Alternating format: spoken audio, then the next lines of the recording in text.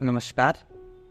मैं रविशंकर नेवार, फैकल्टी जमशेदपुर महिला विश्वविद्यालय, योग विज्ञान विभाग, जमशेदपुर। आज के 10वें अंतर्राष्ट्रीय योग दिवस की आप सभी को बहुत बहुत शुभकामनाएं। योग जीवन जीने की कला है। योग हमारे भारतीय ऋषि परंपरा की एक महत्वपूर्ण देन है। आज हम सभी 10वें अंतर्राष्ट्रीय योग दिवस मना रहे हैं। हमारे माननीय यशस्वी प्रधानमंत्री श्री नरेंद्र मोदी जी के अथक प्रयास से आज का यह दिन हम सभी के लिए एक महत्वपूर्ण दिन बन चुका है। जैसा कि मैंने बताया, योग मूलतः जीवन जीने की कला का नाम है। जीवन शैली के अस्त व्यस्त होने से ही हमारे शरीर में बहुत सारी बीमारियां उत्पन्न होती है। तो ऐसे में योग को अपनाकर व्यक्ति अपने दिनचर्या को, अपने जीवन शैली को व्यवस्थित कर सकता है। भगवद गीता में योग की परिभाषा देते हुए श्री कृष्ण जी कहते हैं कि योगा कर्मसु कौशलम, कर्मों की कुशलता योग है। यह एक ऐसी परिभाषा है जो कर्मों को प्रेरणा देती है और व्यक्ति को कर्म करने की ओर अग्रसर करती है। भगवद गीता में ही उन्होंने एक अन्य परिभाषा भी दी है कि समता का भाव। समता का भाव योग है।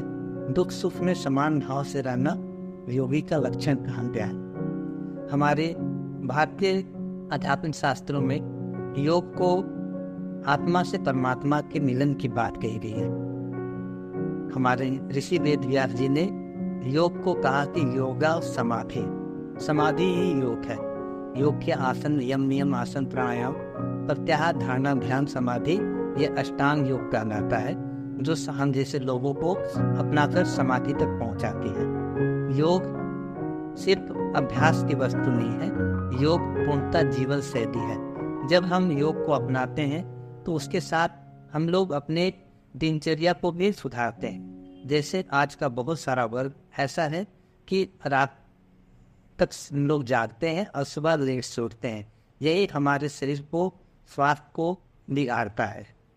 जब हम योग से जुड़ते हैं तो कब हम लोग को सोना चाहिए, कब उठना चाहिए, ऐसी सारी चीज़ों को जानने का मौका मिलता है।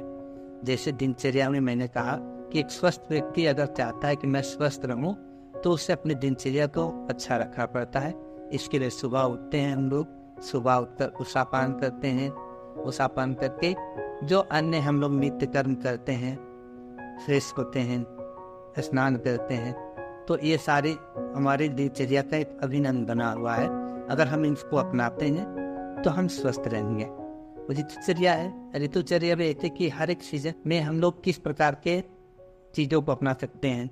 अगर हम गर्मी में ऊनी वस्त्र पहने तो हमारा शरीर उसको नहीं क्रिया करता और शरीर में बीमारियां हो सकती है। इसीलिए हम ऋतु के समय में भी ऋतुचर्या का पालन। ठंडे के समय में अगर व्यक्ति कम कपड़े पहने तो ऐसे में उसको सर्दी लगने के चांसेस रहते हैं। तो योग पूरी तरह से जीवन शैली को व्यवस्थित करने में हमें मदद करता है। आज योग का महत्व दिन प्रतिदिन बढ़ता जा रहा है। योग शारीरिक स्वास्थ्य को बनाने में बहुत महत्वपूर्ण भूमिका निभा रहा है। आज लोगों का आकर्षण योग के प्रति इसलिए हुआ है क्योंकि लोग स्वास्थ्य के प्रति सजग है और हर व्यक्ति चाहता है कि मैं स्वस्थ रहूं। स्वस्थ रहने में एक महत्वपूर्ण भूमिका निभा रहा है योग। तो योग करने से आज योग अगर हम करते हैं तो योग एक ऐसा अभ्यास क्रम है जिसमें शरीर के सारे अंग स्वस्थ रहते हैं। जैसे हमारी आंखों के लिए योग का अभ्यास अलग है, कानों के लिए योग का अभ्यास अलग है। आर्थराइटिस में योग काफी कारगर होते हैं जॉइंट संबंधित विकारों को दूर करने के लिए। पाचन तंत्र से जुड़े रोगों के लिए, चाहे वो पच की समस्या हो, चाहे वो कब्ज की समस्या हो, इन सारे समस्याओं के लिए योग बड़ा ही लाभकारी है। आजकल आप देख रहे हैं कि बीपी का समस्या हो रही है लोगों को, हाई बीपी हो या लो बीपी की समस्या हो रही है। ऐसे में योग का अभ्यास उनको बड़ा ही लाभकारी होता है। आजकल लोगों को कमर दर्द की समस्याएं हो रही है। अगर नियमित रूप से योग करते हैं तो कमर दर्द की समस्याएं दूर हो सकती है। आज लोगों को घुटने की समस्याएं भी काफ़ी हो रही है। तो योग का अभ्यास घुटनों को स्वस्थ बनाता है और घुटने के दर्द से भी दूर करने में मदद करता है। आजकल जो बीमारियां हो रही है इनको साइकोसोमेटिक डिसऑर्डर कहते हैं, मनोशारीरिक रोग। ये मन पे आते हैं और बीमारियाँ आती हैं। इनमें तनाव है, डायबिटीज है, हाइपरटेंशन है, हृदय रोग है, अस्थमा है। इन सारी बीमारियों में योग बहुत ही लाभकारी परिणाम देता है। योग का अभ्यास करेंगे तो जीवन शैली से ग्रसित उनके जीवन शैली की गड़बड़ी को हम लोग काफ़ी हद तक दूर कर सकते हैं और उनसे उपजने वाले रोगों को भी हम लोग दूर कर सकते हैं। अरे योग रहे निरोग। यकीन है हर व्यक्ति जो करता है योग वो रहता है निरोग। इस मूल मंत्र को लेकर हमें योग से जुड़ना है। हम सबको अगर स्वस्थ रहनी है तो आपको इसका अनुसरण करना ही होगा। प्राचीन काल में हमारे ऋषि मुनियों ने योग की शुरुआत की थी। मध्यकाल में योग विलुप्त सा हो गया था, लेकिन वर्तमान समय में लोगों का विश्वास फिर से आया है। वैज्ञानिक रिसर्च योग के प्रति जो कर रहे हैं कि स्वस्थ रहने के लिए योग से जुड़ना जरूरी है।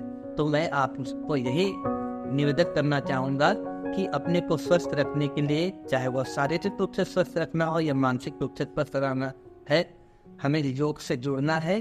तब योग से जुड़कर हम अपने को स्वस्थ रख सकते हैं। पुनः कहूँगा कि करें योग, रहें निरोग। आप सभी को पुनः 10वें अंतर्राष्ट्रीय योग दिवस की बहुत बहुत शुभकामनाएं। धन्यवाद।